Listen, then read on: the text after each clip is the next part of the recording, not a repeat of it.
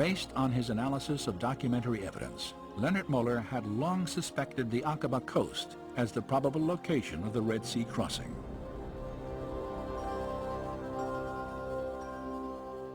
In 1997, he heard reports from other divers who claimed to have found unusual coral structures, some resembling the shapes of chariot wheels. Muller decided to investigate these claims for himself. The first time I was diving there, of course, we were then looking for possible artifacts. And I had seen on some pictures what we could look for. I was skeptical and excited, because if this is the place for the crossing, then of course that's a big thing. So I was excited about that. But I was also skeptical because 3,500 years, that's a long time. But if Nuweiba is the crossing site, then of course you would expect to find remains of the Egyptian army. Like others who had explored Nuweiba before him, Muller immediately recognized the difficulty of this search. If we assume that a number of artifacts were spread out on the seabed, sooner or later corals would start to grow on them. And of course, if you have a number of layers of coral growing on something, it's very hard to distinguish the structure that was there from the very beginning. Though the coral complicates any search here, it may have been instrumental in preserving the shapes of ancient artifacts. For coral is a living organism that will not begin to grow on a foundation of sand or silt. Instead, it must first attach itself to a solid object, where it will sometimes conform to the shape of its host. So for instance, if it would grow on a wooden artifact, the wood would normally disappear in the seawaters after a time. But if you have corals growing on the wooden artifact, the coral could have the shape of the wooden artifact. And then the corals would consume the wooden material over periods of time, but still keep the shape of the wooden artifacts. During the course of his explorations, Muller observed that the pattern of coral growth at Nuweiba differed from other parts of the Gulf.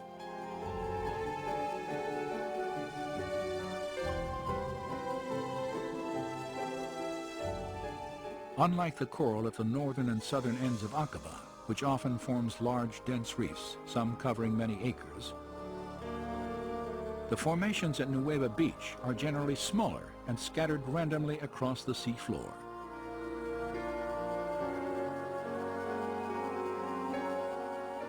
Divers familiar with the area have compared the distribution of coral here to a junkyard and the aftermath of a disaster. This description is fitting, and among the strange formations in these waters, many display features indicative of human engineering.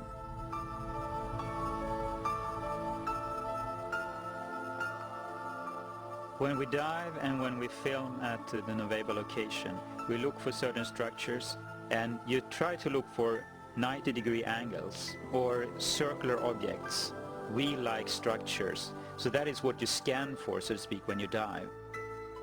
There are situations where you see something that looks like an axle, a hub, something that looks like a wheel, and you say to yourself, this is not a coral reef, this is a coral growth on an artifact.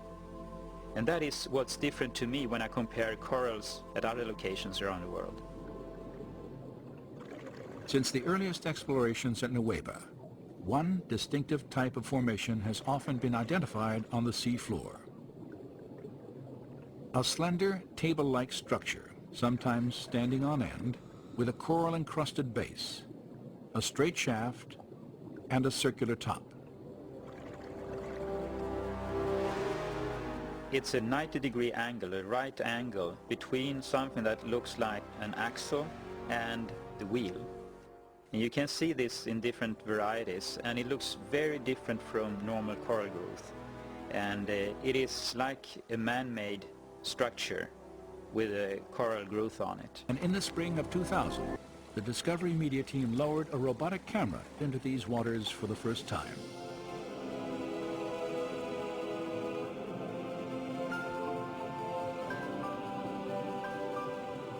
This has never been done. No one have been in the area at all with a remote control camera.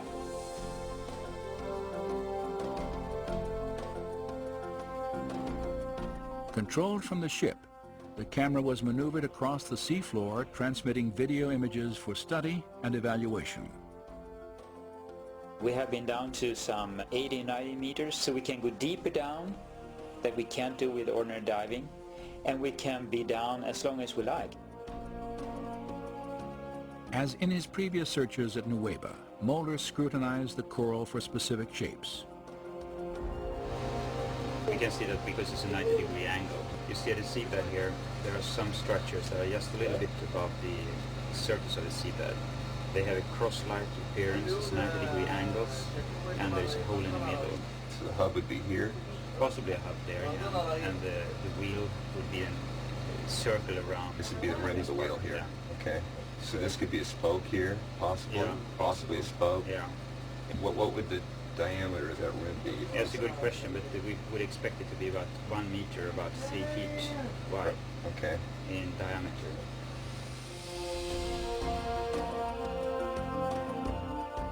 The robotic camera's survey revealed many shapes and objects familiar to Mulder, including coral formations with right angles, arches, discs, and straight shafts fused into larger masses that had the appearance of twisted wreckage. Now, when we have been able to go back and forth with the remote control camera, we can repeatedly see that these strange structures we are looking for are there. Not at one place, but you see them again and again and again.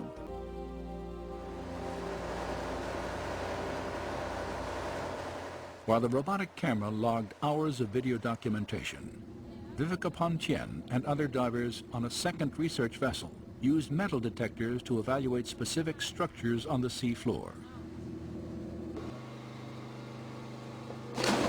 Pontien and her colleagues realized that the wheels of many Egyptian chariots were often reinforced with bronze.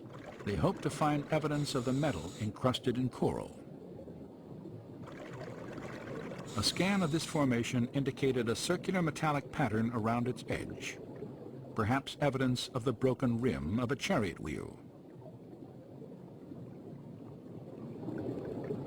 Other coral formations examined also contained fragments of metal. During her stay in Saudi Arabia, Pontien not only searched for Mount Sinai, she also made several dives in an attempt to document evidence of the Egyptian army on the Saudi side of the Gulf. And the Bible tells that Israel saw the Egyptians lying dead on the shore after they came across. So I figured there must be some stuff on the Saudi side.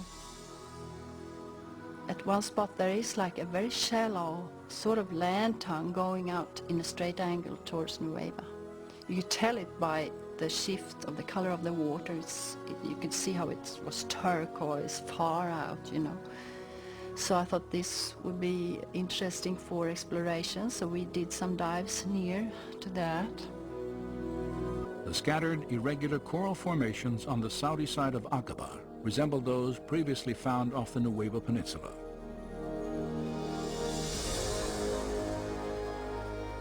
In the midst of them, Pontien photographed this circular object attached to what appears to have been a broken axle or hub. This discovery was significant for two reasons. Pontien had documented the coral-encrusted form of a wheel with dimensions similar to ancient Egyptian artifacts directly across from the proposed Nueva crossing site. Her find also provided independent confirmation of earlier evidence establishing wheel-like formations on both coasts of the Red Sea in accordance with descriptions in the biblical record. And the Lord looked down on the Egyptian army, and he made the wheels of their chariots come off.